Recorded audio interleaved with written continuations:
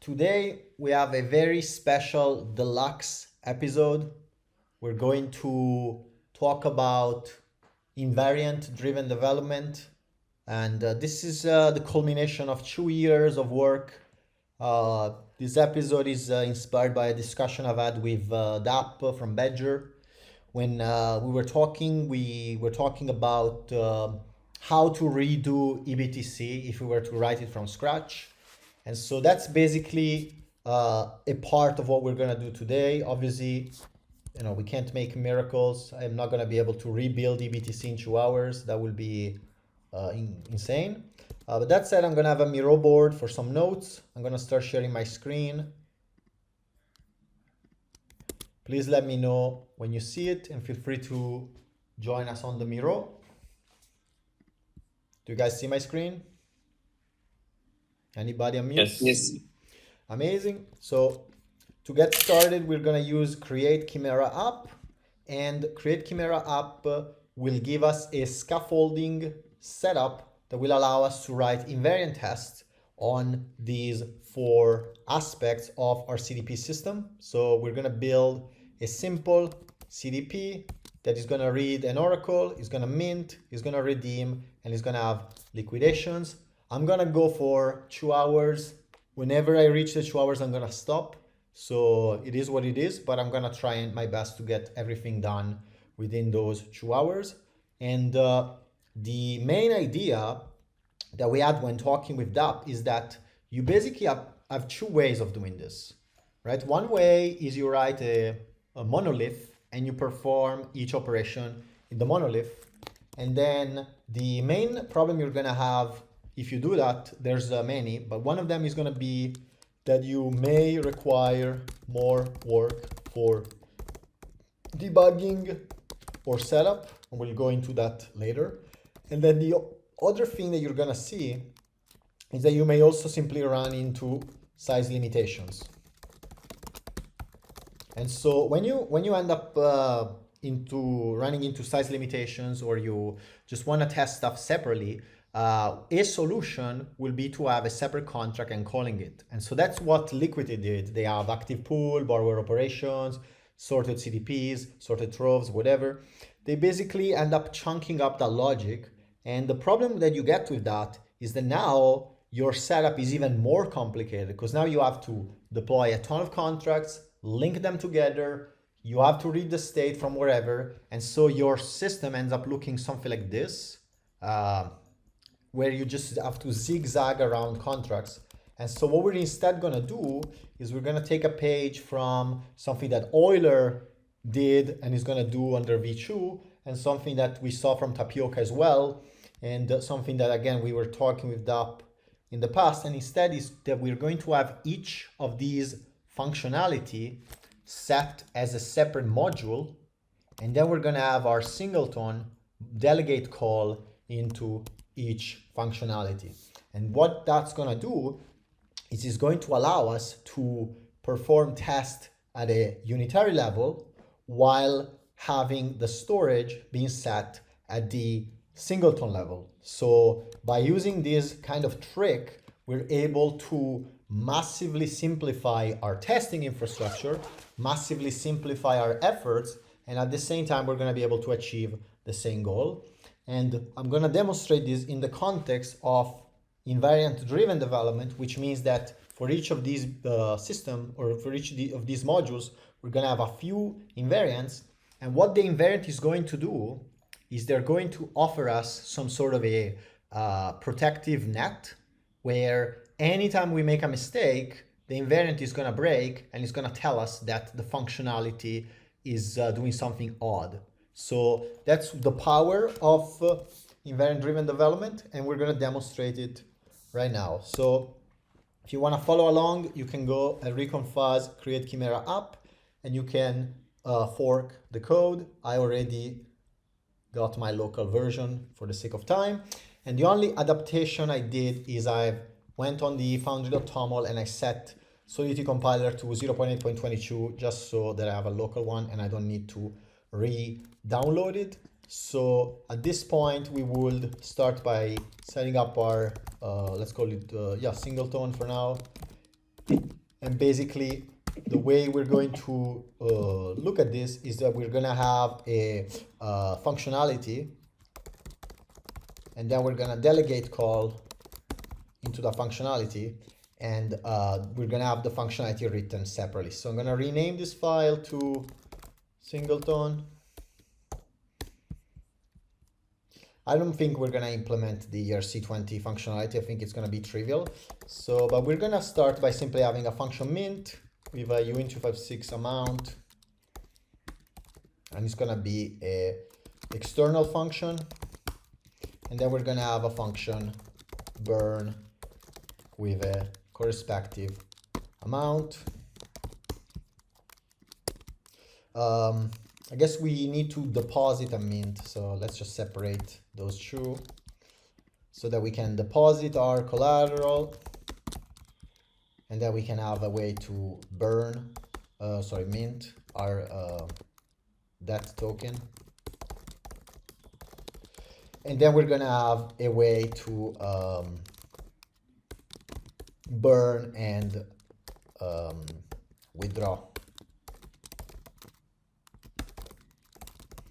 So we already have a fairly ambitious goal. So let's think about what this is going to look like. We're going to need to transfer the collateral amount and then credit that to the user. So because we're doing this in this way, I'm actually going to create a separate, let's call it mint module.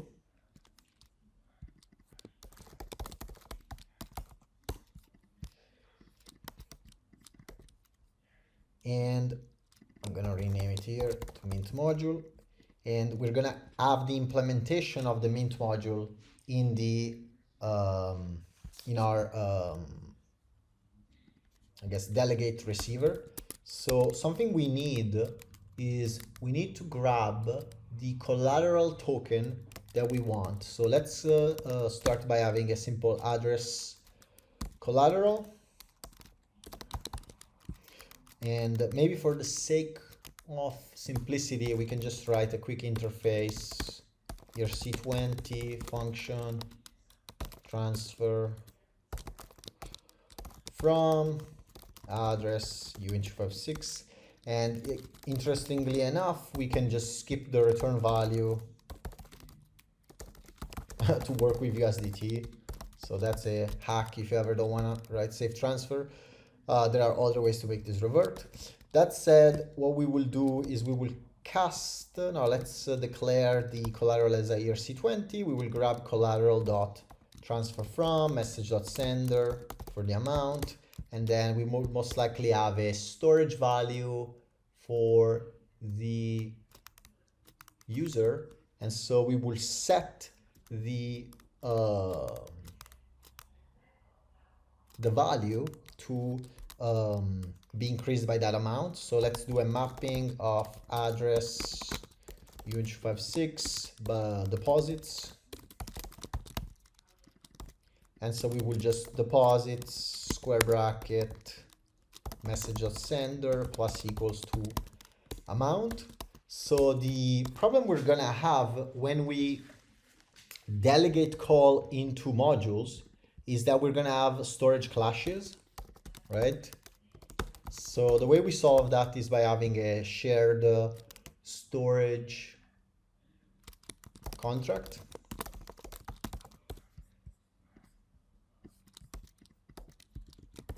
Which will actually be an abstract contract, since we will always inherit from, and we will always have to inherit from every contract. So not every contract must inherit from this.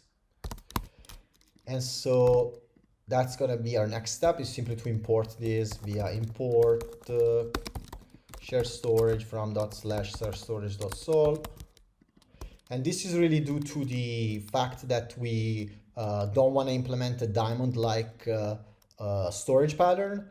Technically speaking, we could also offset this via some sort of a keyword on each module.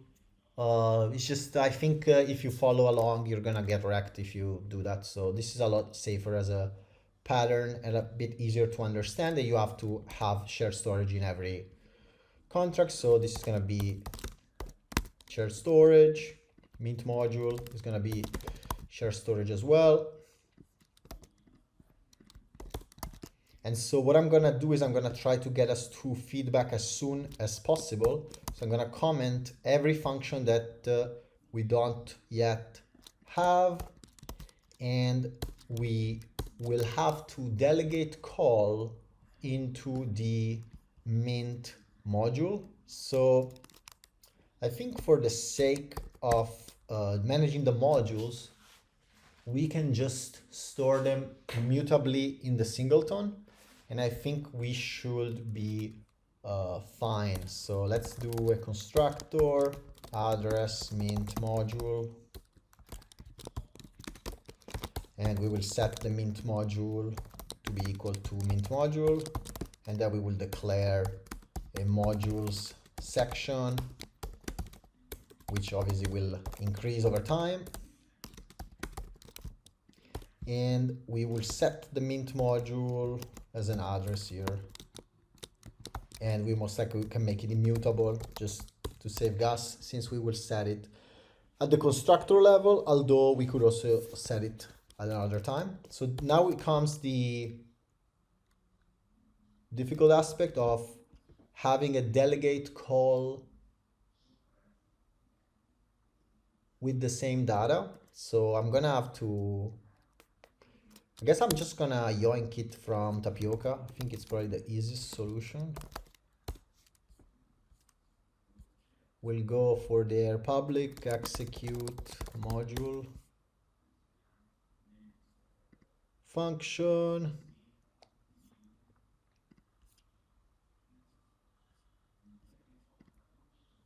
Which looks a little like something like this. It looks like the following. So if you're writing something like this, you should probably test it. It's just that it's, but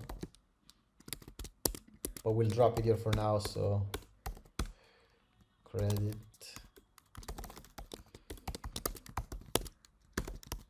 Okay, so at this point we would have an address here as module, and then we would have the data from the call. So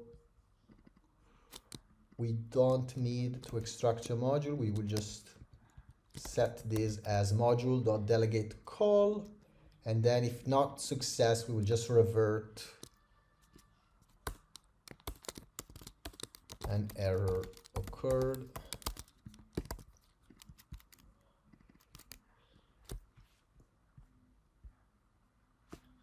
And so the simplest way we could write this will be to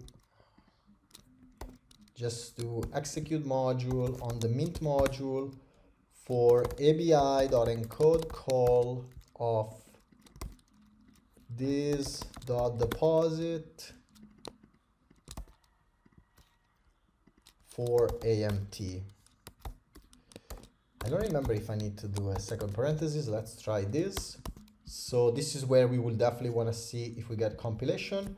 Something else we could do, just for the sake of the implementation coming from the module, will be to grab the module type. But as you can see, I didn't import it. So there's a footgun here. I'm going to fix it just to show a slightly better practice of importing the mint module .deposit, so that way you're encoding the actual function that you're going to call instead of encoding a random function. Let's try and build and see what happens.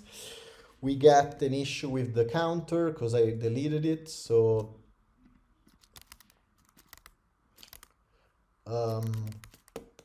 let's just change counter to singleton for now.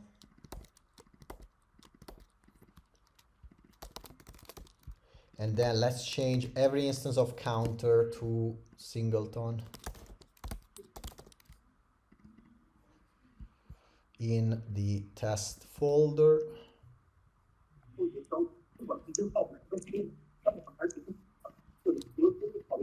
Can you please mute? So we don't have this function. We're gonna delete this, and we're gonna call this target. let's check the target functions. Obviously we don't have these functions, so we'll just delete them for now, and I'll show you how to use Recon to actually get this done. So let's try and compile. Again, same issue with counter. So this needs to be changed to singleton.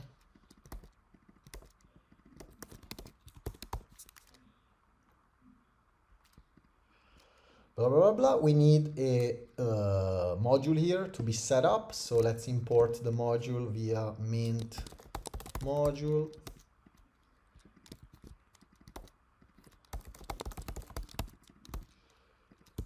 Mint module equals to new mint module.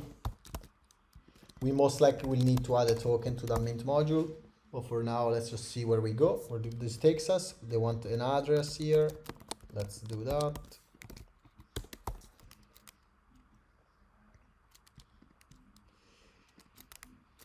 And then I guess this is a random test. So let's just delete it. And then the next thing will be to remove the before and after, because we don't need them for now. And because we don't need them, I'm just going to comment everything to avoid other problems. And we're going to delete the properties just to get started. So this gives us compilation. The next question is, are we actually going to be able to get this to work? Basically, is this gonna work? So there are many ways in which you can test this. My quickest way is to get the Tin Lake ERC20 minimal token. Shout out to Jaron. This is a fully open source reusable ERC20 that has no dependencies, so our compilation times will not increase. That's why I'm grabbing it. And so I'm just gonna grab a ERC20.sol and drop it here. And let's see, we can fix the import of the ERC20 by just changing it to this. Now this would actually revert with, but you can also see that my interface was wrong. So from message of sender to address this for the amount. And at this point, let's check again if we compile.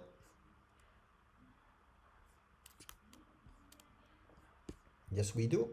So the next step will simply be to determine if we're able to do the transfer. And the answer is we can't, because collateral is not going to be defined. So let's do the following. Let's set the ERC20 collateral as a parameter instead of a storage value. And we're going to have that being passed by the singleton contract. Then let's go on shared storage. We're missing the storage, so let me fix that right now. All the deposits are going to be tracked here, whereas the token, we're going to track it up here as, I guess, ERC20 immutable token. And so we need to import ERC20. And we're going to encode the call with the token as a parameter. So this creates a slight different implementation between our caller and our implementation. But you know, I hope we can live with that. So our target functions are missing. Our setup is correct. We can verify that this works via the following tests. And so this is where I hope, let's see what this the magic happens. So I'm gonna have to check why this is I don't think this is gonna be an issue. So what we're gonna do is we have deployed the mint module, right? So that's deployed. The storage is actually tracked in singleton, right? But for unit tests, we can directly test on the mint module. So what that means is that, yes, if we want to do an integration or a real test, we have to call the singleton and then run the test via this function. But to test just the mint module and ensure its soundness within itself, we can test that directly by interacting with it. And what you'll see is that as we increase stuff in the system, this makes it extremely convenient because we don't have to set up 20 steps before to verify a single step of our code. So let's do exactly that. I'm going to, I guess I'm gonna need a token. So that goes back to needing the token here. So I probably forgot to add it to the singleton. Yeah, so let's add the token. I guess, token. And then we'll actually, let's cast it. I think it's fine to just do this. And then do token equals to underscore token. And so at this point, we are passing the correct token. We can then go to the setup, which I remind you, this will work for our Foundry test and our invariant test. So we are actually achieving two goals in one. Let's grab our ERC20 here as, I guess, collateral, because it makes more sense to call it collateral for us. And then we'll just fix the import to grab the Tin Lake ERC20, deploy it as new ERC20. I think we need some inputs. I'll check them in a moment.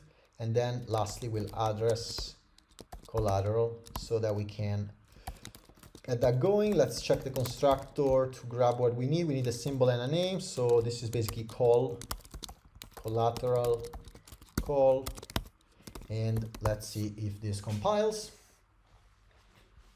Invalid implicit conversion to contract to ERC, because I basically tried to save time and I forgot. It happens, it is what it is. Let's compile again, and we should be getting to feedback very shortly. At this point, we can do some good old basic checks. Perhaps we can go back to the singleton, make both of these instances public, just so that we can test them. So we will do singleton.token.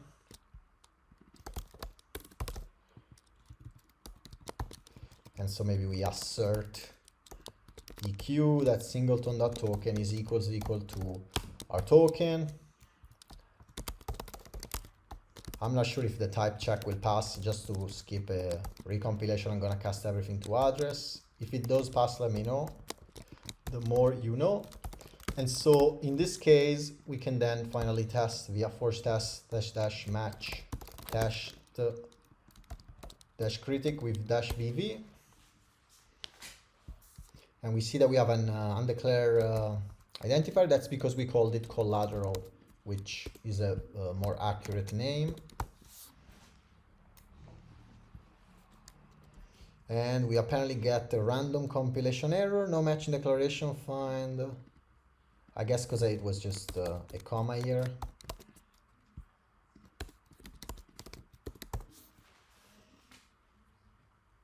And that's gonna be it. We have the passing test. We know our setup is correct. We know we can get the token, etc. So now we can do the same thing to test the mint module so that we know that it's wired up correctly. But at the same time, our real test, so this will be test wire up. It could be useful later. But a real test will actually be about testing the mint module itself. So test mint unit. What we will do is we will approve the token, we will deposit, and then we will ensure balance changes. So let's do that. What do we have? Collateral dot approve. And I think we can mint to ourselves simply because we're using a test token. So collateral dot mint address this 1E18. Let's mint ourselves a certain amount. Let's approve the address mint module for that amount. And then we're going to call a deposit on the mint module. So mint module dot deposit for 118, or rather 118 for the token collateral that we're using. And then lastly, we're gonna assert true that the mint module dot deposits of address these are equal to 118. And obviously we can turn this into a fuzz test in a moment, but let's see where we're at by changing the name of the test.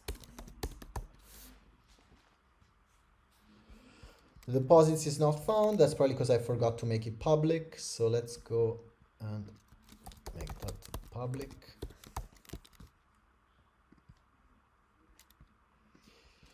Invalid argument, blah, blah, blah. I need a ERC20, so again, no casting.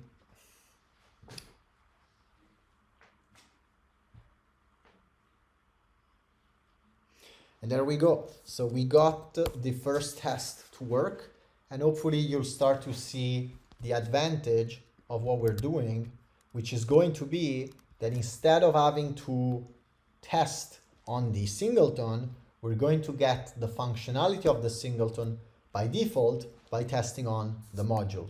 Let me see if we have any questions. Seems like we do not. Feel free to drop them in the chat. I will periodically check the chat for questions, but hopefully this shows you the starting point. So just for the sake, because my point is to make mistakes and have the invariant show them. So what I'm gonna do next is I want to implement the rest of the function. And so let me start a README.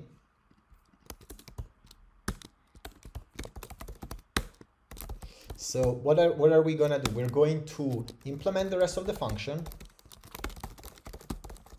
We're gonna get the interfaces. We're gonna go to Recon. We're going to get the scaffolding for target functions, and then we're going to run our first invariant test, which is going to help us set up these guardrails so that our properties or our changes can never break some key properties, so that over time, as the system becomes more complicated, we're still safe because we're always within certain bounds as the system grows. And so after we do that, we're gonna use the newest Recon feature, which is campaigns, which will automatically run fuzzing jobs on PR.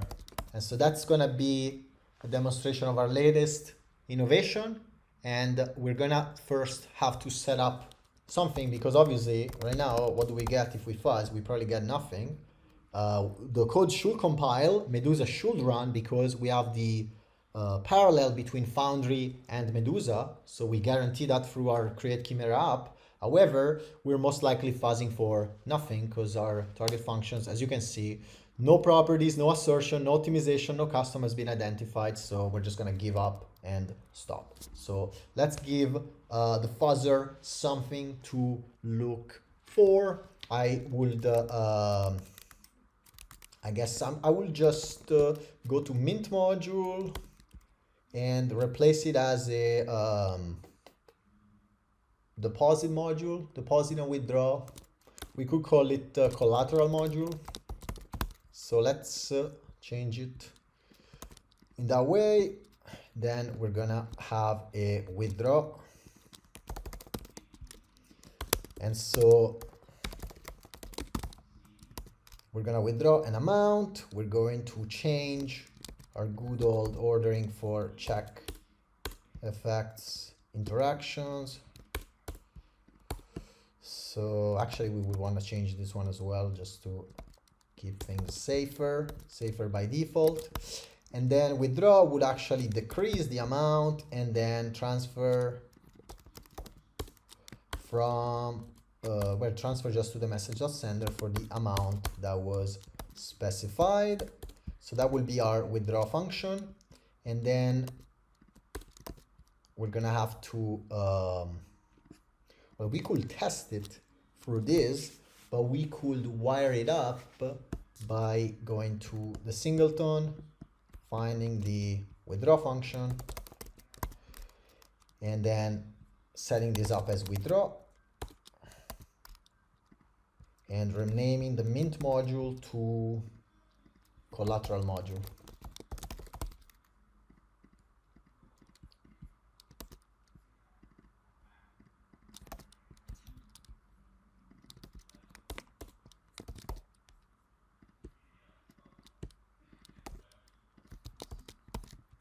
There we go. So at this point, we have our deposit and our withdraw. So we need to set up a mint and a burn, and we're gonna set everything up without looking at price for now. That's gonna come later. So the mint module should be done, and we just need to test it. Let's duplicate the mint module with a, let's call it a, I guess that was the collateral module, so we'll call this the mint module. So let's do a good old collateral module. This is going to be renamed to the mint module, and then get the name. Do this. I don't know what this save is. And then we're going to, I guess, set up a mint and a burn. So just for the sake, well, we need to most likely transfer tokens. So most likely the best next step would be to set up a way to mint the token. So we'll most likely rename token to collateral. And then the other token, we will call it debt. And so we will just set it here as debt equals to, we'll set the collateral, we'll set the debt.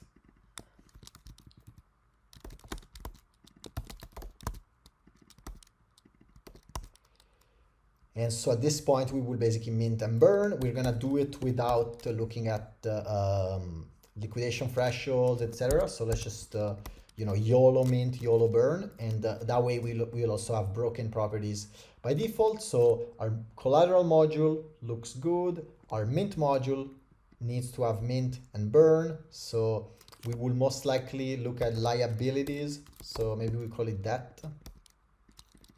Let's go and create that in the shared storage, deposits, debt.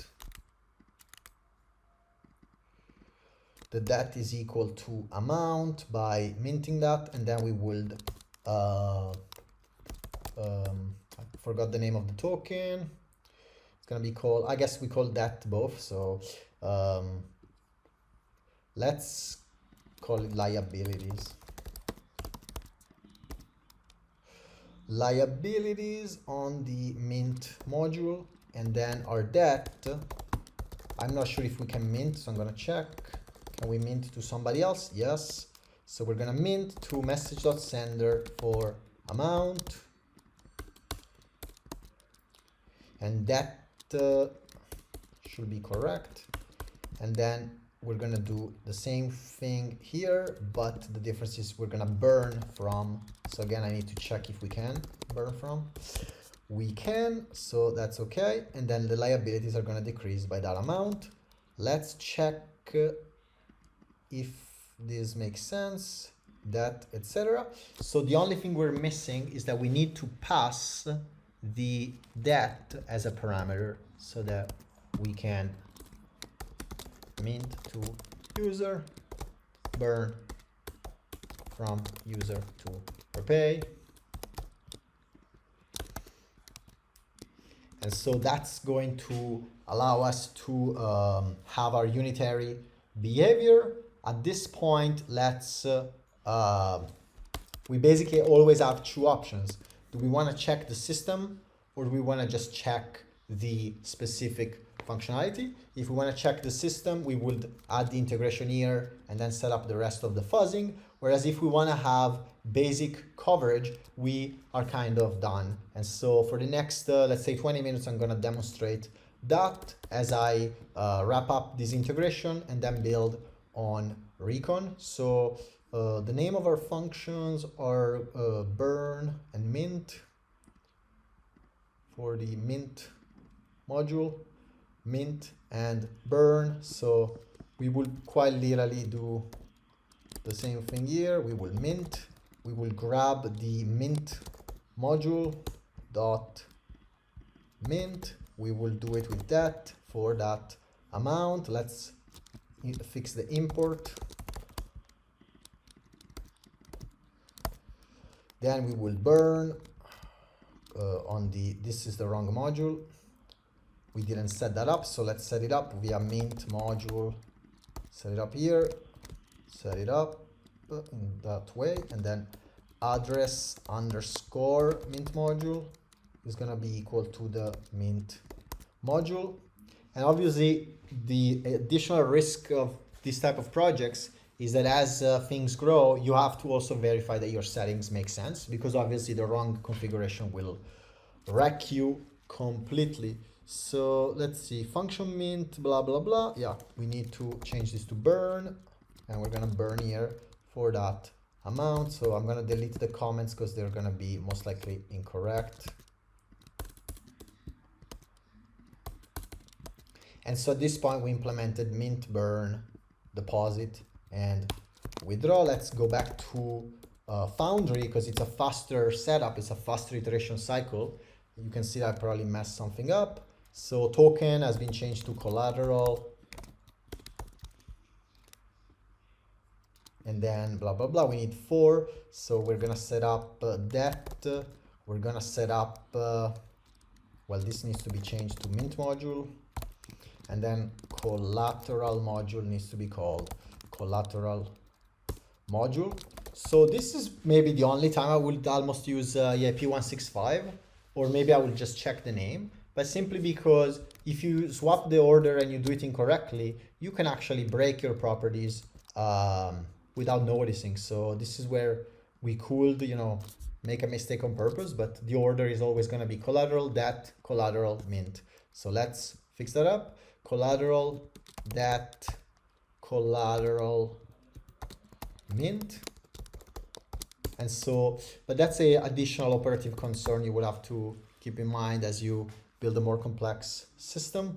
Then we have member deposit not found or not visible. That's because this changed to the collateral module. So let's change the name.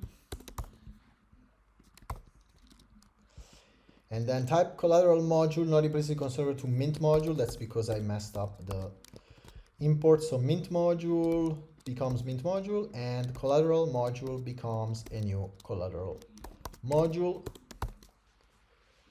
So at this point, we are in a position in which we can actually explore some options. So if you want to take a bet, you can bet what we can check, basically. I'm interested in hearing your thoughts. Otherwise, I'm gonna keep going. But fundamentally, what we can now do is we can overborrow. So that's basically gonna lead us to our first massive guardrail of making sure that you can never borrow more than the value that you're supposed to have. And so in order to do that, we would have to most likely set up the notion at least of an oracle, right? Oracle. And then we would have to set up the notion of liquidation risk. And so our minimal liquidation risk will be to simply flag if we can liquidate, right? Can liquidate will most likely be our basic canary. And then having an oracle would allow us to price an asset and price whether the can liquidate can happen. So let's do a quick oracle, or we'll call it just mock oracle. We'll actually just admit that it is a fake oracle. So we're gonna set it up In this case, the oracle is going to be an external dependency. So we don't delegate to this. But if we had a oracle module or a oracle, I don't know, oracle amplifier or something like that, then maybe we would actually do that. And so that really depends on the complexity of the oracle. Just for the sake of simplicity, we're gonna use our good old function, set price uin256 external, and maybe we'll even, maybe we'll even go extra. We'll maybe leave a note of to do, allow for reverts, for fun, just so that we can test something a bit more interesting. But that said, we're gonna have our price. So uin256, we can just do get price and set get price here. That way we get the setter or the fetcher, the getter automatically. And then I guess we could also have a last timestamp, last updated equals to block.timestamp. And again, this could also be a way for you to do allow manipulation. Could be interesting to do. So at this point, we have a very basic oracle, and given the oracle, we will then have a well, let's add a decimals to it. Public constant decimals equals to 18, so that we have a conversion rate. And then we can basically build our liquidation module to be kind of our latest module, where a liquidation module will be a shared storage. You will grab the latest price, it will convert to I guess we do need to grab the threshold, but it basically will convert to convert collateral to that. This is where you'll see me fail basic math, and then we'll basically verify if a liquidation should happen, which is gonna be a proxy of the actual liquidation, because obviously the liquidation logic will require a bit more time. So we called it can liquidate address target, and maybe we'll put a uin256 threshold external. And so given a target, this is where I'm gonna show you what I will call wisdom. So this is where I'm actually gonna do a function can liquidate given collateral and that, simply because we would like from my own experience, if we just put all of the logic in can liquidate, now we cannot fuzz test the underlying function. Whereas if we use a function that is public and that we can fuzz, then we're going to be able to use this here, and we're also going to be able to use this in our tests. And so that's going to give us better security, better guarantees for less, basically. So we're going to have our threshold, which is, I will just call it threshold BPS, poorly unoptimized, just for the sake of speed. And then uin256, let's call it collateral, and uin256 that public. And so I guess we added the decimals. I just don't remember where we put them. We put them in the mock oracle. So let's grab the decimals is equal to oracle.decimals. So we need to also get the oracle, and we're gonna just pass it in the same way. Just again for the sake of reusability. So the oracle will be a mock oracle type.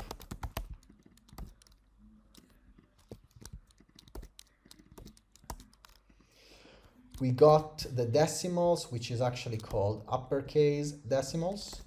And then we're going to do, I guess, collateral as that is gonna be equal to collateral times oracle dot get price divided by the decimals, so divided by 10 to the power of decimals, although maybe there is a conversion issue here, so if there is, let me know, or maybe we can see if the fuzzer catches it, could also be interesting. And then we will basically return collateral as that times threshold BPS divided by 10,000 is greater than, and I'm leaving this as this way because maybe we'll find something even more interesting, that is greater than that. So anytime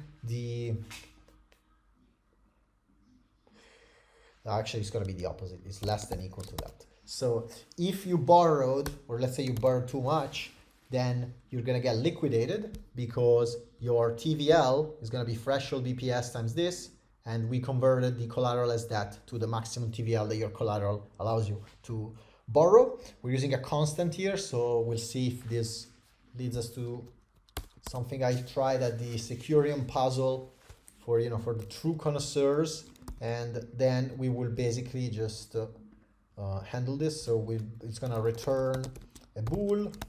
Let me grab this return value and reuse it up here as well. And then we are going to effectively just return this thing right here on the oracle threshold. And I'm gonna call them collateral and debt, but I'm gonna have to grab them from our storage. And so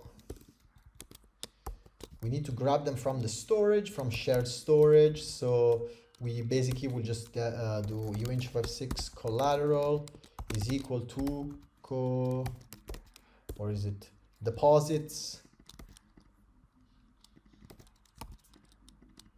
of target, and that is equal to liabilities of targets. And because we're using modules, we can call that, and there's not going to be a clash. Maybe it is a bad coding style that we have this type of clash, but you know, there's only so much I can do in 49 minutes. So mock oracle is changed to mock oracle, and then this is not callable because we need to call these decimals in that way.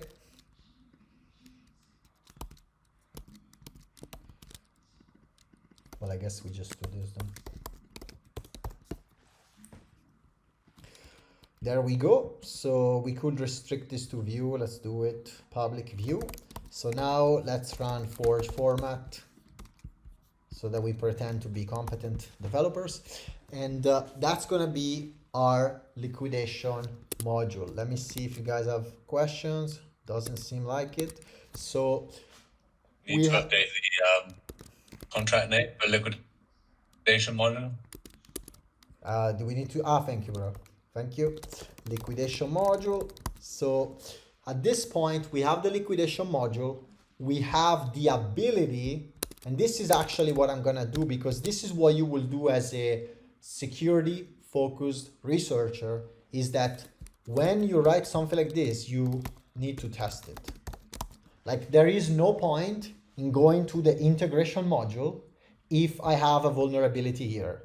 I hope that's clear, that because we're using this delegate pattern, we can just deploy the liquidation module separately. We can feed it whatever values. We left the public function on purpose. So now we can test it and see if we have scenarios that should not cause an issue that actually end up causing an issue. And perhaps I'm gonna try and tinker a bit to see if we can cause real issues, but I guess we'll see. We're gonna grab the liquidation module from our setup.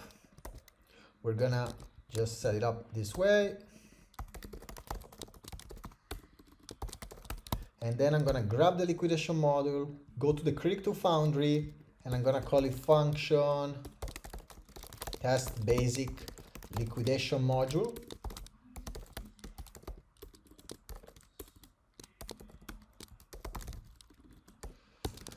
And so liquidation module dot can liquidator given to rather than that. So blah blah blah. Let's see. So we actually always grab the price from the oracle. You can definitely make this even simpler by removing the oracle and just having a function that checks given some price. I'm gonna leave it as is, and then I'll let you know if I regret it. But this is something to keep in mind, is that if you can separate all of your external calls and just have more basic stuff, then fuzzing becomes even easier. Whereas now, let's look at my decision.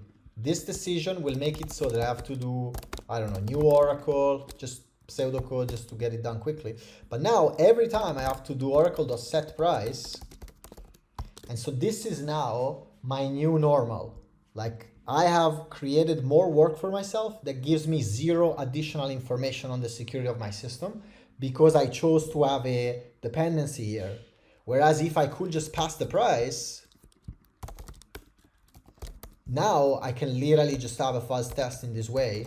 And so you can see how this is literally a Mickey Mouse example, but in 53 minutes, we already have minutes wasted by having this type of decisions. And so they do add up. And so given that consideration, let's go back and actually have the change to, I guess, fetch the oracle price up here, because why wouldn't we? Why would we need to fetch this stuff there? And then we will also grab the price here in this way.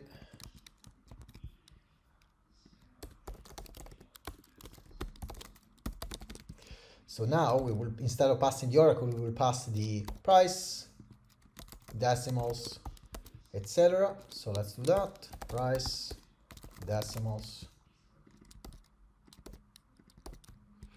And I'm just in a really uncomfortable position. That's why I'm having a hard time typing that well. Let's see, I forgot a comma. Let's run the formatter here. Price. And so now we made it easier. By making this decision, we actually made it a bit easier for us to maintain our code. And so it's just these type of decisions, they do add up, especially if you have a real, really big project and you work on it for a long time. So at this point, this changes to use price and decimals. And so this gives us the ability of having, let's say, a threshold of 75%, a collateral that we're gonna fuzz,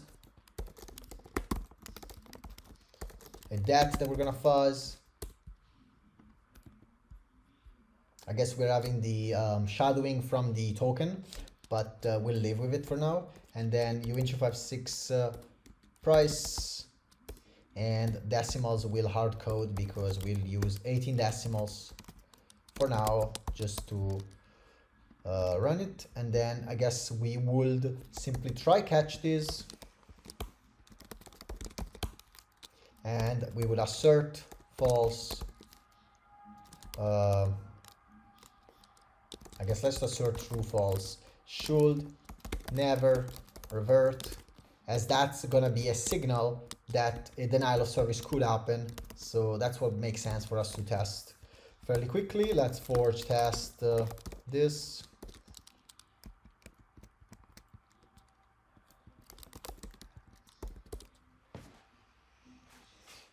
Threshold BPS. This is gonna be called threshold. And then decimals.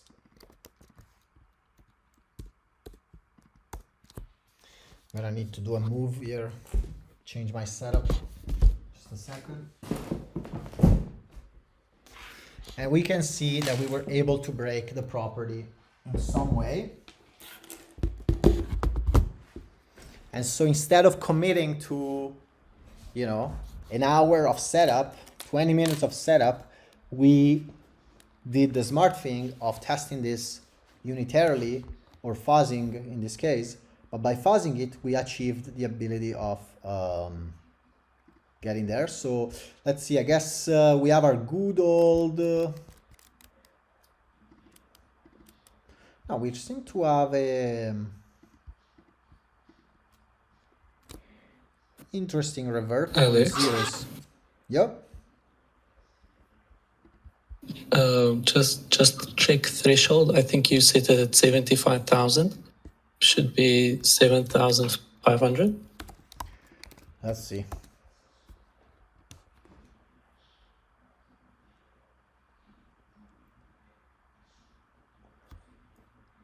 Okay, we still get a revert, so this is where we will escalate our effort by looking at the trace. Blah, blah, blah. 0, 18, 7,500. So let's see, we have a price that is 0. We have 18 decimals. So this is going to be 0, and then we're going to get 0 times whatever divided by 10,000. Needs to be less than that. So this is where what I will do is I will just create an event debug value, and I typically do string and then the type, and so I'm just gonna emit this to see if we get to here, and then I'm gonna create a new supporting variable for this as I guess with threshold, and then we're gonna debug this as well.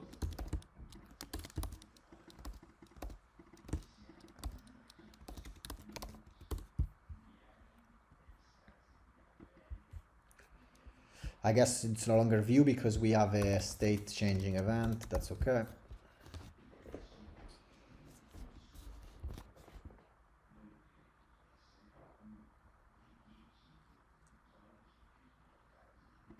This is address 0. The module is not set, so that's why it's reverting. So let's see, liquidation module. We must have forgotten to deploy it. Yep, there you go. Shit happens, so let's do that. Liquidation module, boom. And run the fuzzer again.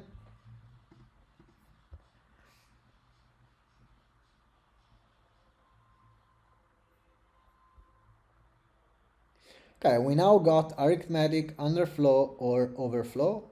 So we had the value set to whatever this was, and the collateral was set to a massive value while the debt was set to 0.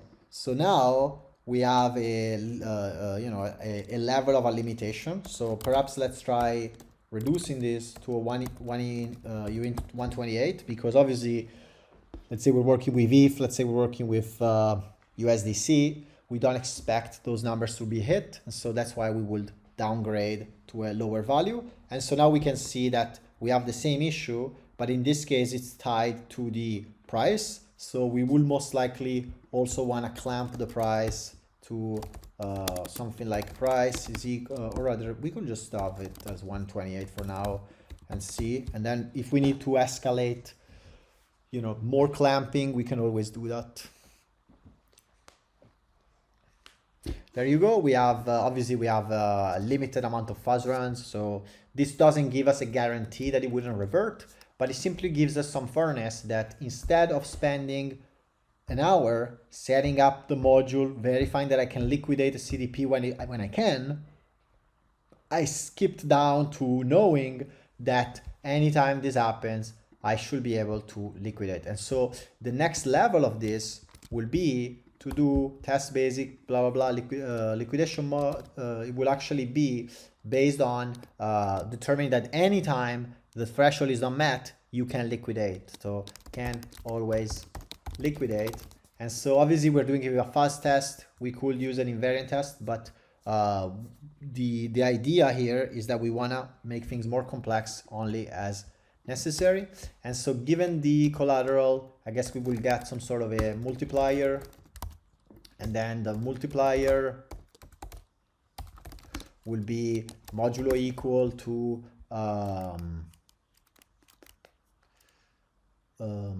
100. And so we would we will actually set our debt to be equal to the collateral amount times the multiplier divided by 100. And then, well, this means that sometimes we will liquidate and sometimes we wouldn't. Whereas if we only want the cases in which we will liquidate, I guess we will do modulo 25, and then we will multiply by 75 plus multiplier. And at this point, we have that set, we have collateral set. Let's see. And in this case, because we always want to liquidate, we should assert that this is true.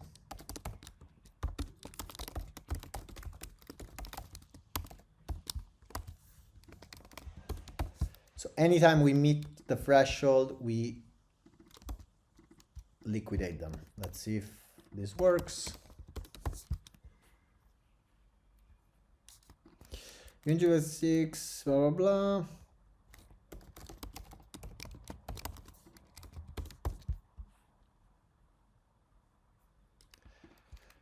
It's not implicitly convertible. That's because that needs to be redeclared locally and it needs to shadow the declaration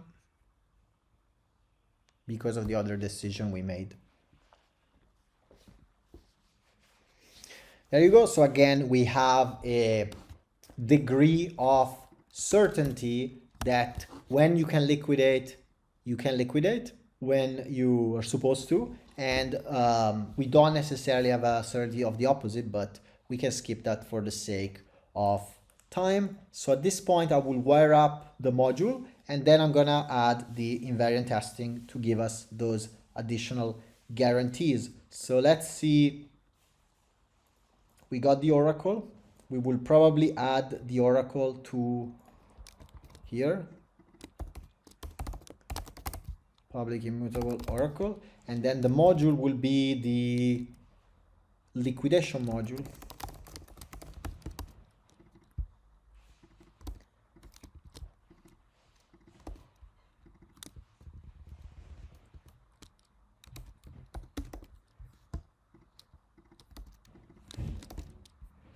Address liquidation module.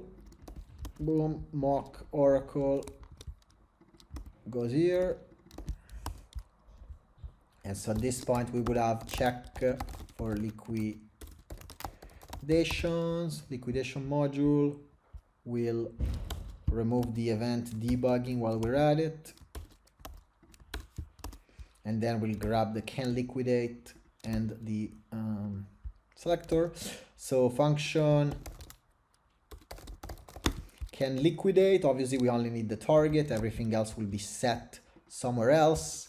Let's do an immutable threshold, actually a constant on the LTV threshold at 75,000, or again, same mistake as before, 7,500. And then the oracle is going to be set as immutable in the setup as well. So let's perhaps put it here between the two as a mock oracle. Well, this is going to be a 256.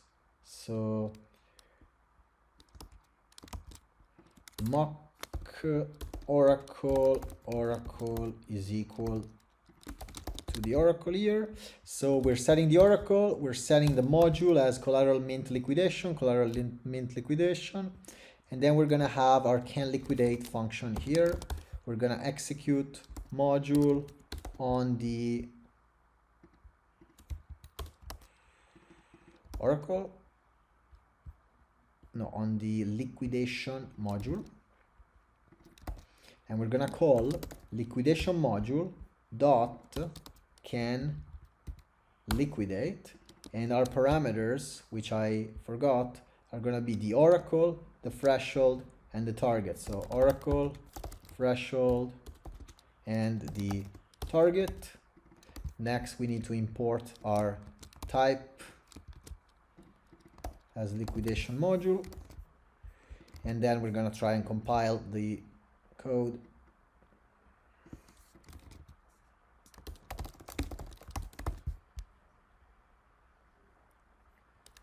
I was expecting 6, that's because we need to add the oracle here.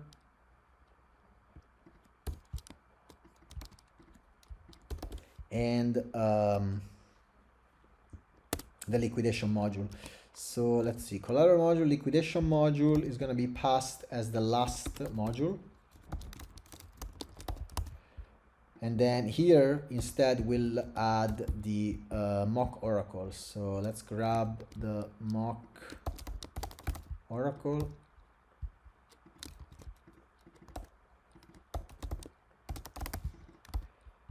And then pass it like so.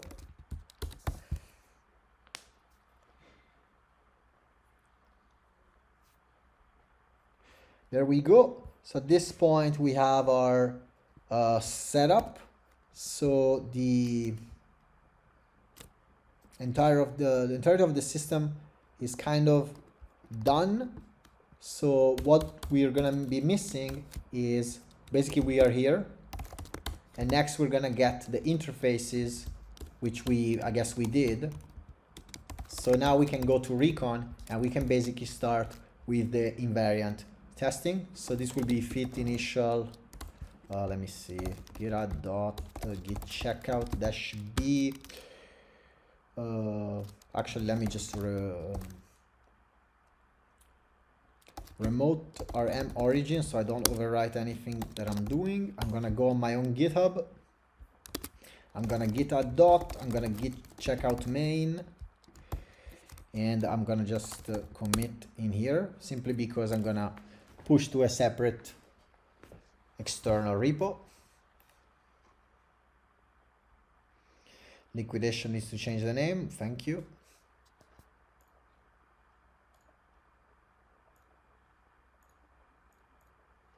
Did I mess up with something? Looks fine. Let's see if Medusa runs. Obviously, we have no targets. It is what it is. And in the meantime, I'm gonna hopefully be able to set up my own repository here. Git, I'll just copy the thing and push. So at this point, we got the fit initial compilation.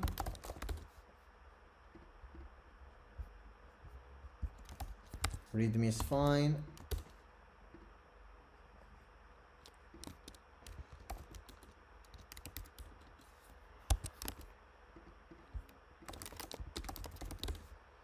And then we're gonna push to the remote.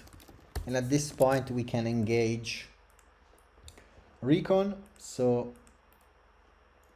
what we're gonna do is we're gonna add this repo to our job.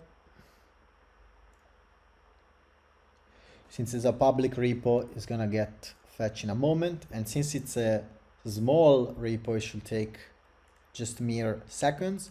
In the meantime, I'm gonna check out -b into fit invariants so that we have a branch on which to pull from, as we will also be setting up a campaign.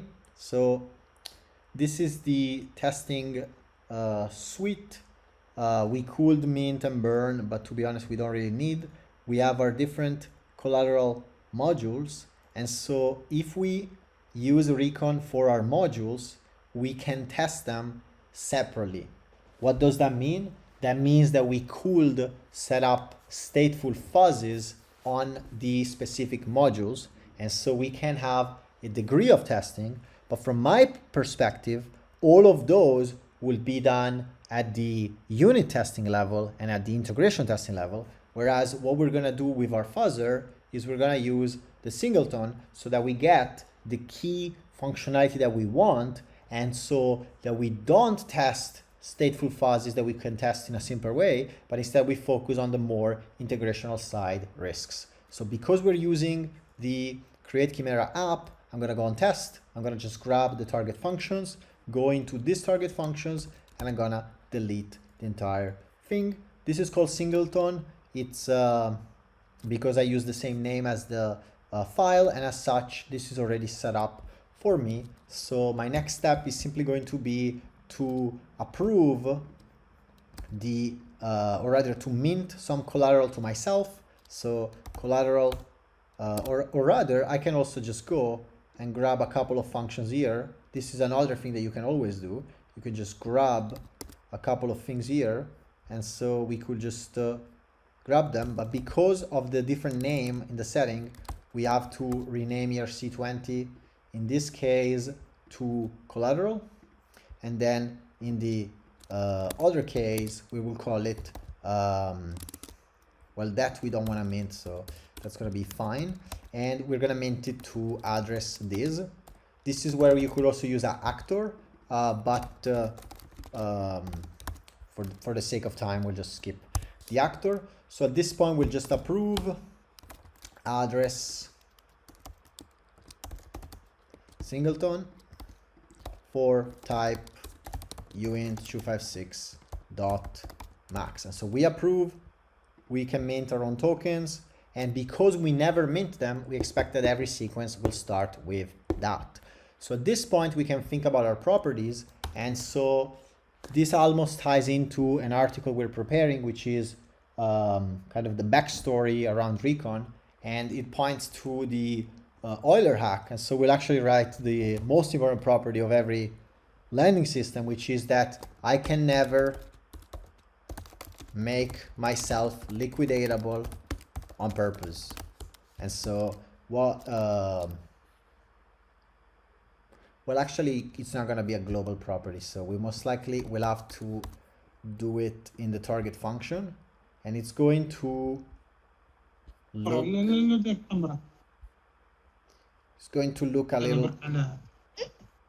a little something like this. If you can mute, please do. So we're going to mint. Okay. The thing we're gonna do is we're gonna assert that the singleton dot can liquidate on address this is always false. Can never make yourself liquidatable on purpose. And so that's gonna be a check that we're gonna have here, and then we're gonna also have it in the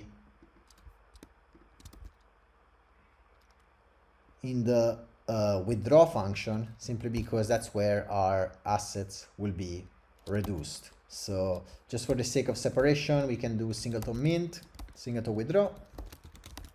Let's run forge build to see if we can compile the system. Blah blah blah, conversion of tuple.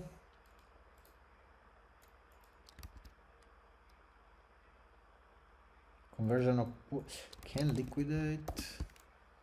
I guess I've must have forgotten to return the value, so yeah, I did.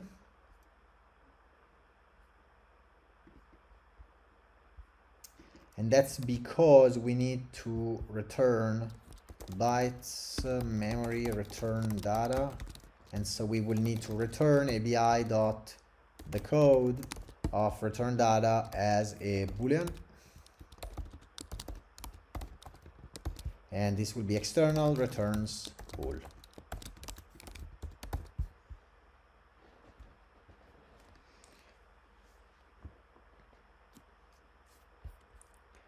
There we go. So now we're going to run, yeah, everything is okay. And so now we're gonna run Medusa fuzz to run the fuzzer and see if we can achieve some coverage, and also see if we can get these properties to break, because as you obviously saw, there are no anti-liquidation checks. So you can basically deposit, and then you can mint, and you can burn as much as you want. And so what I'm gonna do now is I'm gonna navigate through the broken properties and navigate through building a safer system, and I'll basically slowly try to get to a point where the system ends up being safe. So for now we see no issue, so maybe there's a bug somewhere else, and that's something that we would have to investigate further. So we can see that our coverage is stuck at 4. So this is where we will stop the Medusa. And then we will rerun it just to save time. And then I'm gonna open the coverage report in the Finder, and I'm gonna explore what happened. I'm gonna go to the target functions.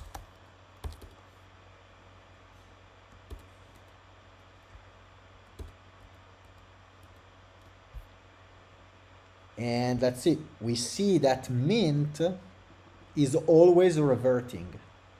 So the withdraw function can never fail, obviously, because the mint is always failing. So let's go see what is happening to mint at the singleton. You can see that that mint is working. We can see that this mint seems to be working. So let's go to the mint module, which is here. We see that this mint doesn't really seem to work, and yet the mint on the token was working. So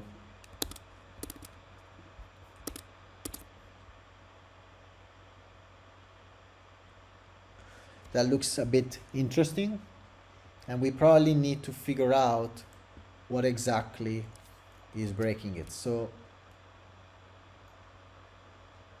we know that mint doesn't work. There's no coverage for it. So let's go and check why. Test mint, mint integration. So we will just grab our code. We will mint and approve it, etc. Did I approve the token, by the way, in this setup? I think I did, yeah. So it is approved, so I don't need to reapprove. I would have to mint to myself, so obviously I can do it. But let's add a very small mint on the setup as well, just to save time. Collateral.mint, let's say 1E18, something really small. And then I'm gonna go to deposit. Actually, I'm just gonna go to mint on the singleton.mint, and let's see, the function should just be one parameter. So I'm just gonna run it and see what's going on. Forge test, match test on it.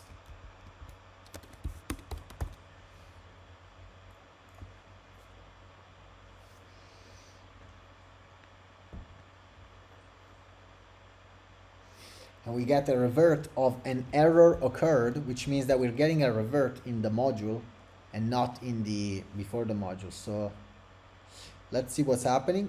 As you can see, we are trying to mint from address 0. So there's an issue with our setup, that we're setting up the wrong thing in the wrong way. So we have collateral module, we have mint module, and liquidation module. So for some reason, this mint module is actually not really working. So let's see what the singleton setup looks like on the constructor. We have collateral, debt, oracle, collateral module, mint module, liquidation module. So what we will do is we will go back to the first level here, where we will have the mint module, liquidation module, and then the collateral module, and we will verify if they match, and then we will most likely also verify that I never remember if there's a not EQ. So let's do a not EQ that the mint module is not address 0. 0M, 0L, and 0C.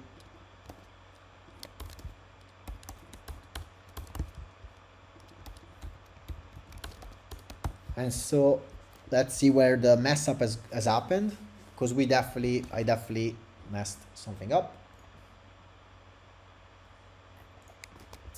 Seems like the tests are actually passing, so that's interesting. Let's go back to the singleton. We encode call on burn on the collateral. And so you can see here that I'm making this mistake of calling mint on the collateral when I'm supposed to call it on the mint module and here as well. So now this should work. The setup was fine as well, so that's gonna be okay. And now I'm gonna go back to the mint integration test and run that as well. Not sure why I pasted it wrong.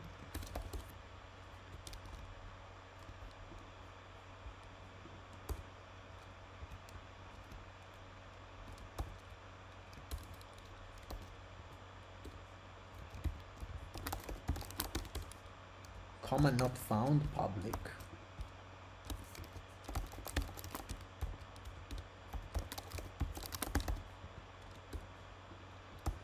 I don't think I've ever seen that.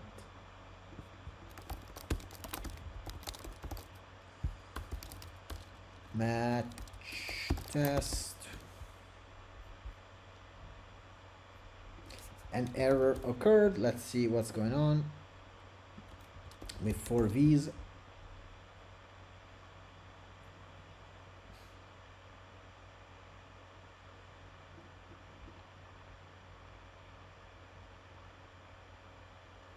And we are definitely calling the mint module, and then we're minting to address 0 for 1E18. So this is causing the token to most likely revert. So why are we minting to address 0? Mint module.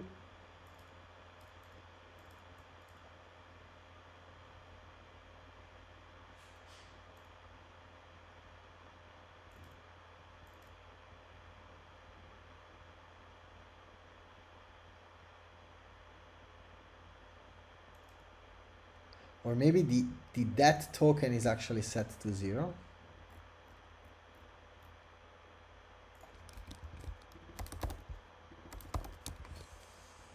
Let's see.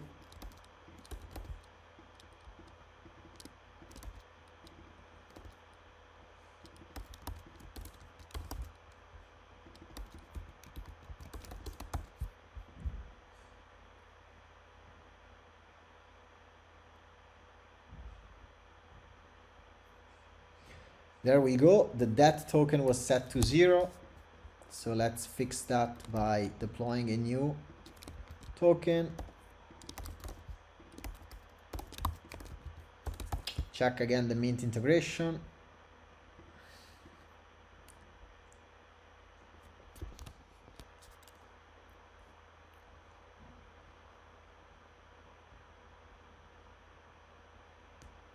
An error occurred. So what most likely is happening is that the contract is unable to mint, and so we just have to do a rely on address singleton, which is undefined there, so we have to actually set it up here so that the singleton can actually mint the token. There we go. So now we have achieved that through local testing. We can now fuzz and our coverage is going to increase. Fix that and modules are set as intended.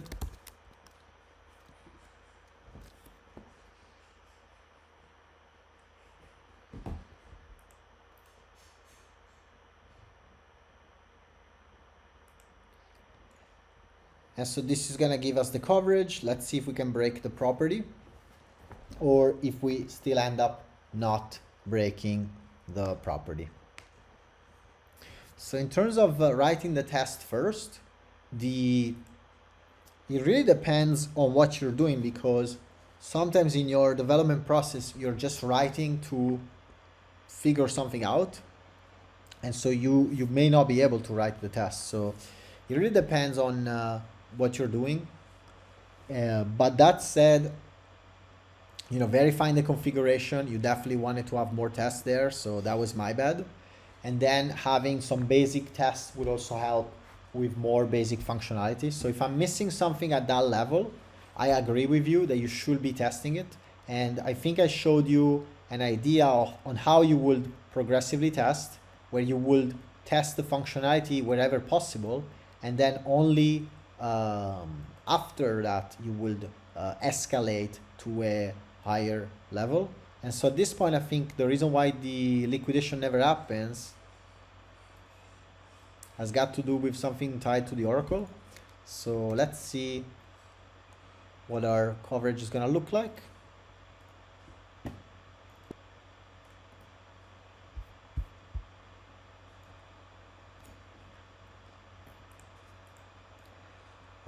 What do we need? We need target functions. So we see that this is never false.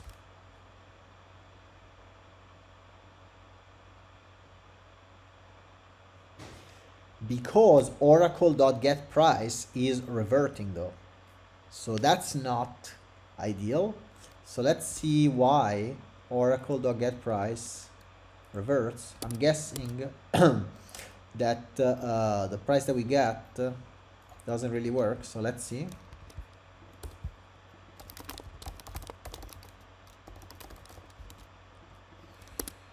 Singleton dot, actually let's just do oracle. So singleton.oracle is gonna be mock oracle, and then oracle.getPrice is gonna give us the price.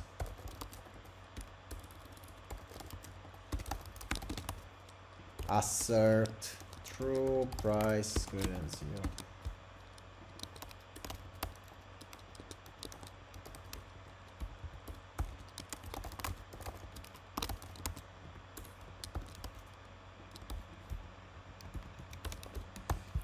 Let's see. Mock oracle is not defined. We just gotta import it up here. Import mock oracle from src / mock oracle.sol.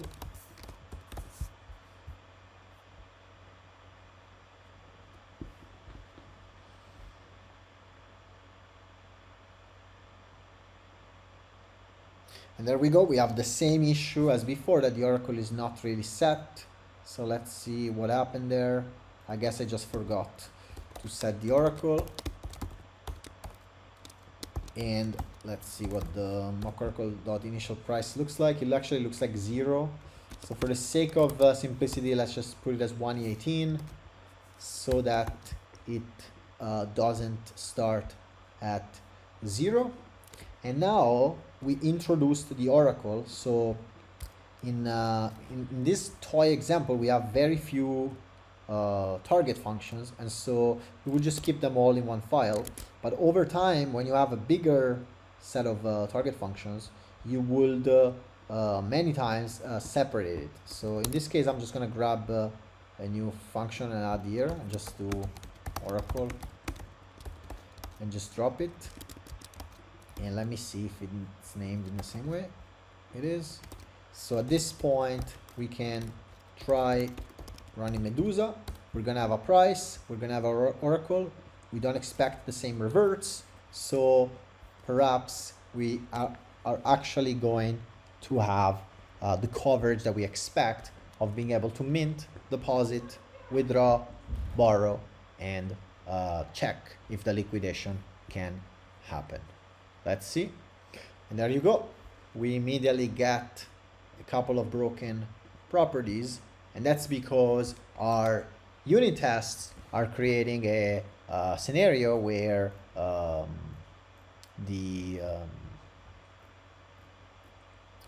we're basically verifying that it works, but our tests allow us to break that. How do I say it? They basically, we found a way to self-liquidate our own accounts, or at least flag them for liquidation. So at this point, I'm going to rerun Medusa, and I'm going to show you how to grab the sequence by using the Recon fetcher. So I'm going to just Command K to clear the console. I'm going to stop the execution. I'm going to go on Recon Tools, Medusa. I'm gonna prefix them with demo, and I'm gonna select everything and paste it, and we basically get a couple of scenarios. We show that first of all, we found a hedge case.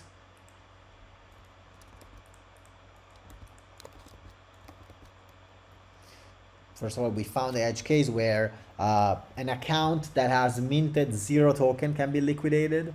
So this is an example of our check being incorrect. We most likely don't want to liquidate somebody that has no borrow. So, but maybe I'll keep it as is just to show another example of an interesting scenario. And then the other example that we're seeing here is a mint deposit, set price, withdraw, where they basically are allowed to do whatever they want, where they basically end up minting and burning this. It's interesting how mint will technically, I know this is collateral mint, so they basically mint to themselves, but fundamentally they just deposit some tokens and then they withdraw them. And because of how our check works, where it actually doesn't check if you have borrowed, that's where we're at. That's the property and how it's getting broken.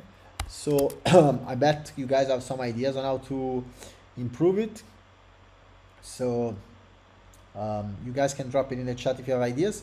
Rely is basically approving the mint. That's all it's doing. And then, yeah, but you work it out in the test rather than the code, but I get you. Yeah. Yeah, so generally speaking, it really depends. Like to me, this type of code is almost solved, so it's a bit harder to need additional help. But at the same time, this is an example of showing you some interesting scenarios. So in this case, that we're basically returning that you can liquidate if that is greater than the threshold. So let's see why.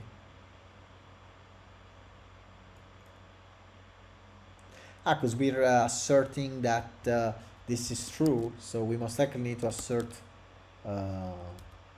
no, we want to assert that we can liquidate, and we can liquidate when the debt is greater than the converted amount. So I guess let's dig deeper here by using the Recon tool and figure out what's happening with this very basic case of this making no sense, right? Because why would minting 0 break the property? And so we can just grab them and you debug it as a foundry test. Let's see what's gonna happen. And we can see that the property is broken, and more specifically, the property that we broke is here, that the singleton can liquidate address this is passing on a mint. So let's go and check a little bit more data if we can see any external contract that would allow us to debug a little bit more.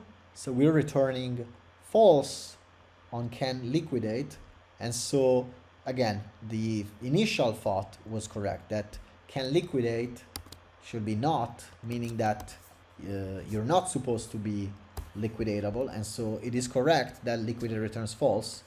We want to flag the case in which it returns true, so I actually set up the wrong check, and so that's how we fix it. And now we can run Medusa again, and we can see what we're gonna get on our new iteration in which we fixed our assertion test.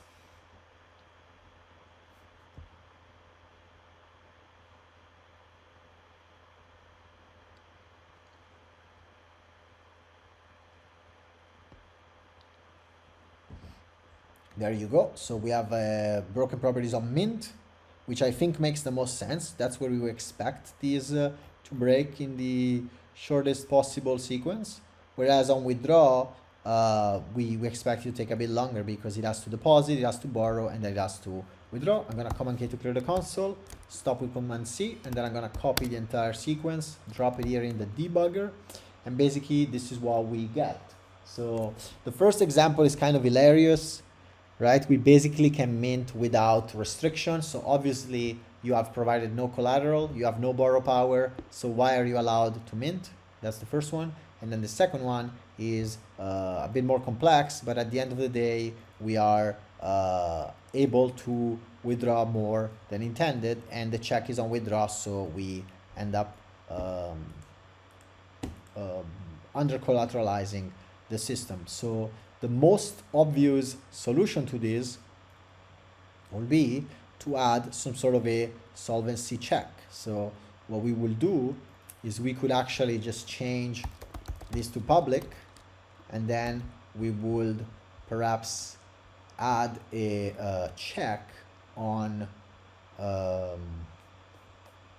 mint that you cannot be liquidated on the message of sender.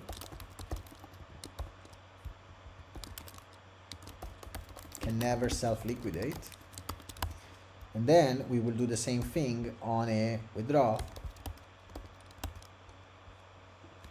where you're not supposed to be able to self-liquidate. So now we have introduced these additional checks, and while we could test for this in Foundry with some tests, what you'll find is that when you start introducing interest rates, you start introducing conversions, you start introducing the Oracle, you are going to be better off doing this type of stuff with the fuzzer, simply because it's going to give you those bounds where you can change a lot of the logic, and the fuzzer will always provide you with those checks for those specific instances, and so it's going to prevent making massive mistakes. So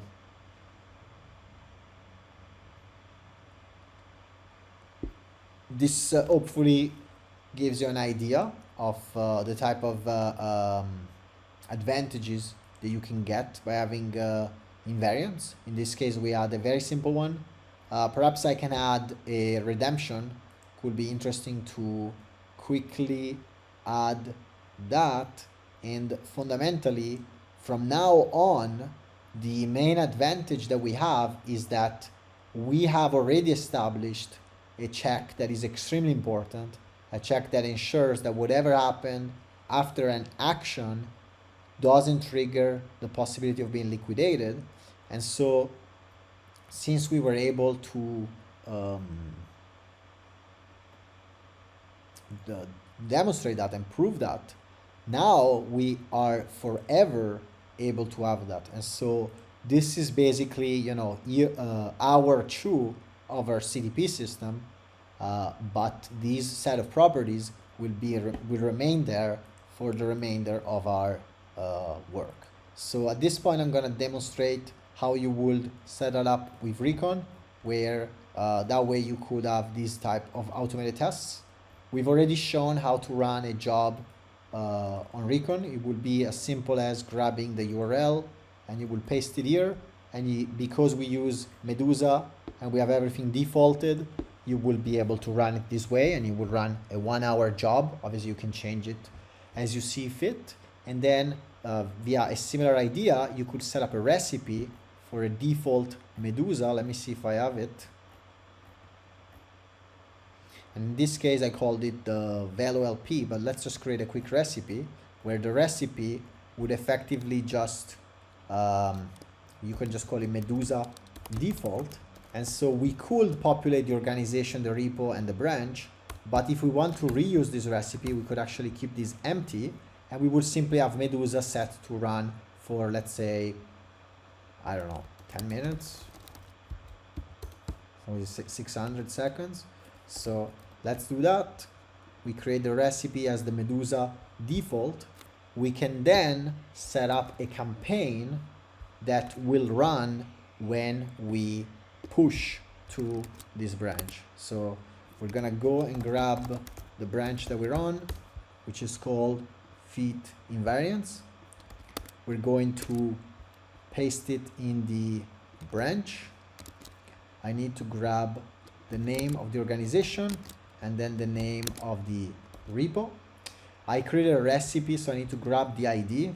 We will add a dropdown eventually, but for now you can just grab the ID like so. And so I'm gonna create a campaign, and I'll call it Invariants Basic, or Invariant Driven Development. And so I'm gonna create this campaign, which you can see the configuration is here. Is gonna check for a match on the org, on the repo, and on the branch, and it's gonna apply this recipe. And the way the recipe is gonna be applied is that when you get a webhook event with these parameters will be dynamically replaced into the recipe, so that you can actually reuse this recipe in multiple campaigns and in multiple setups. You don't have to rebuild the same campaign. So at this point, I'm going to create a I'm just gonna commit, so feed progress initial invariant, and I'm gonna push this to the repo, and then I'm going to create a pull request to main. And so I would say something like mint redeem. Never seen this. What a weird behavior. Mint redeem, burn, and I guess withdraw. And then I'm gonna create a pull request. And as I create the pull request, I guess I forgot to install the repo, so that's why it's not gonna fire. So you have to install the repo on Recon via add Recon to your repo. And obviously you need to have security codes.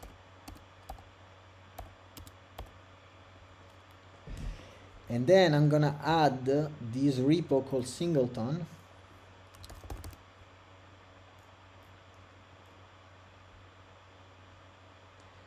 And now that I added it, if I were to send another push, so I'm gonna just do a gibberish push here.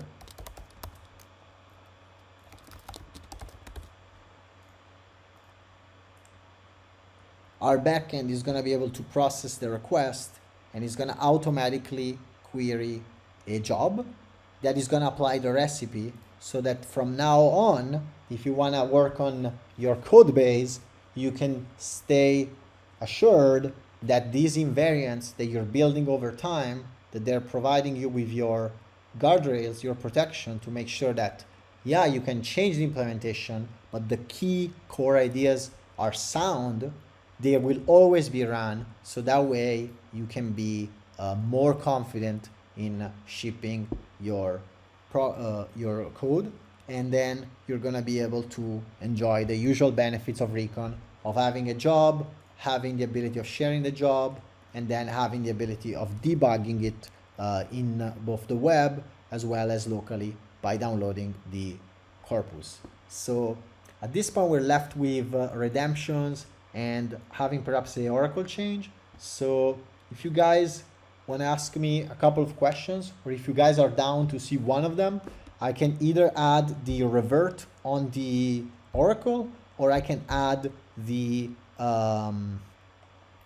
redemption. What do you guys want to see?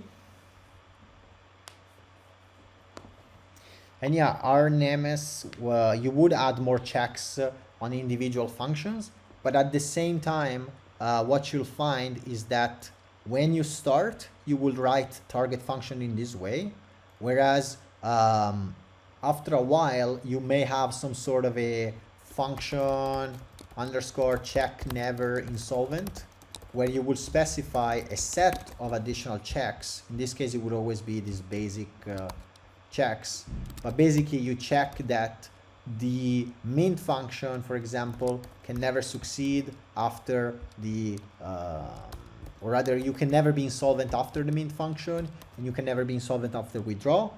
And so what would end up happening is that over time you will generalize some of these checks to be a bit broader, and that's where you will consider having the before after, where perhaps you would want to ensure that if you weren't, because you basically will do something like let me show you. You will do something like bool is solvent, and then you would have a before and after. So you will check before dot is solvent is equal to this, and then after dot is solvent is equal to that, and then this will allow you to change the check from a check like so, which I'm gonna comment out, to more of a global property where, let me see the settings here, it's gonna be invariant. So you will type something like invariant check solvent, and then you will run, I mean, your naive check will be that you will just check that you can never be insolvent on the after, but this is actually wrong. So this would actually need to swap. So insolvent. So basically you will always assert that insolvent is true, but obviously this will fail because you can be insolvent both before and after when the price changes, and there's nothing wrong with that. Some compilation issue, so let me just forge build to debug that.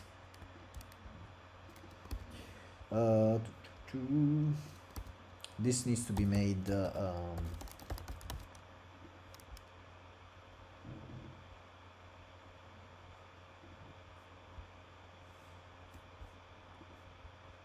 maybe it's never imported.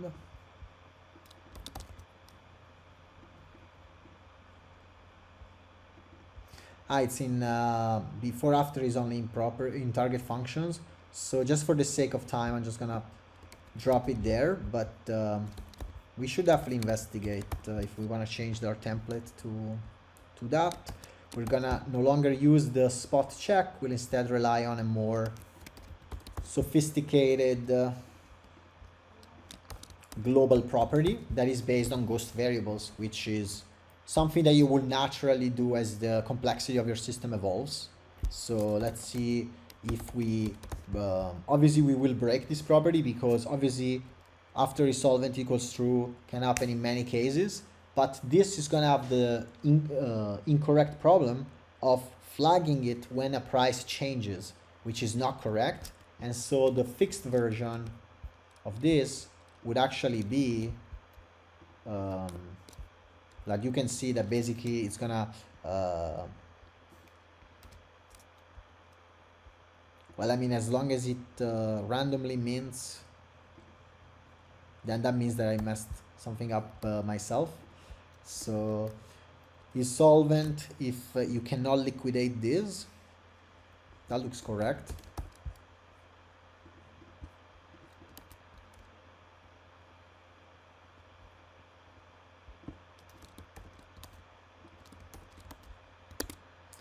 Let's see.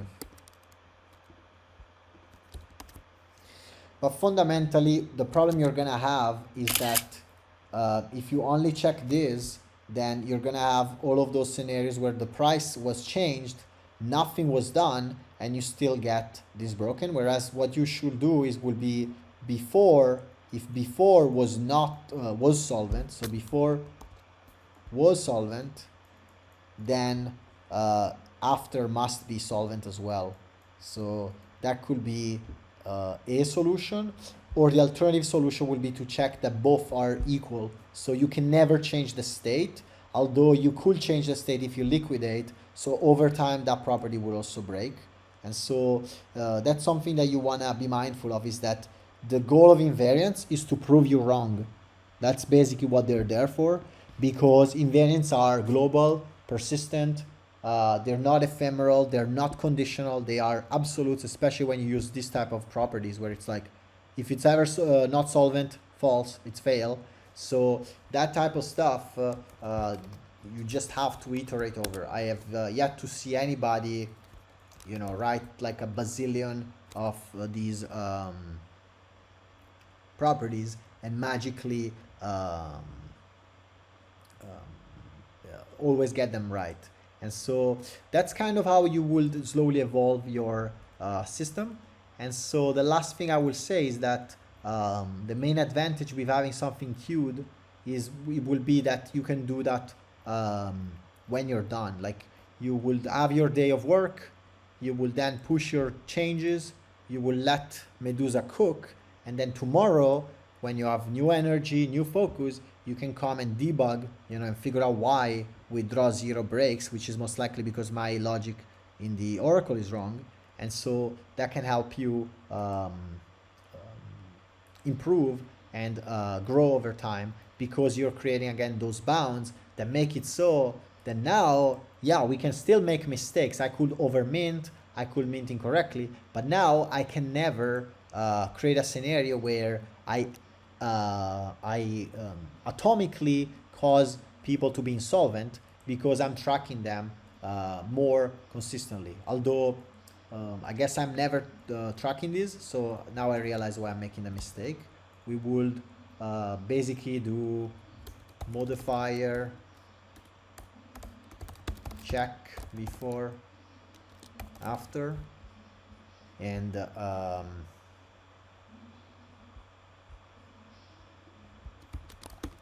guess we will also default them so that it prevents from no, I guess it won't check them before. So basically we will do before, boom, after, and so then we will go in the target functions.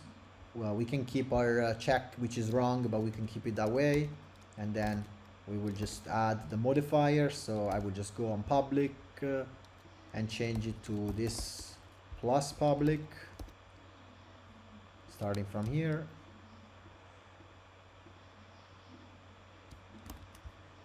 And that basically would help you iterate over this and give you better guarantees over time. So that was kind of the idea, that you really don't have to suffer as much. You have to suffer to build this type of code. There's complexity, it's obtuse, it's difficult, but through a more module-driven development, you can have some sort of a shared storage, you can have your singleton for delegation, and then you can have your atomic logic.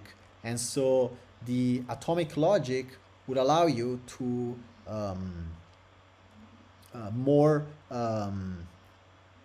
basically more accurately test for these more basic behavior. A deposit increases your balance. I can have up to UE 256 of deposits, and so deposit can never overflow. All of that stuff you can test it here. You don't have to test it in the end-to-end setup, and so that gives you the flexibility. But at the same time, you can start writing a few of these properties that can again be your guardrail and protect you and allow you to build a safer system. So with that, we're gonna conclude the workshop today. Thank you for sticking around, and hopefully you can implement these ideas and suggest them to developers you work with as a means to ensure that they are writing systems that are safer by default.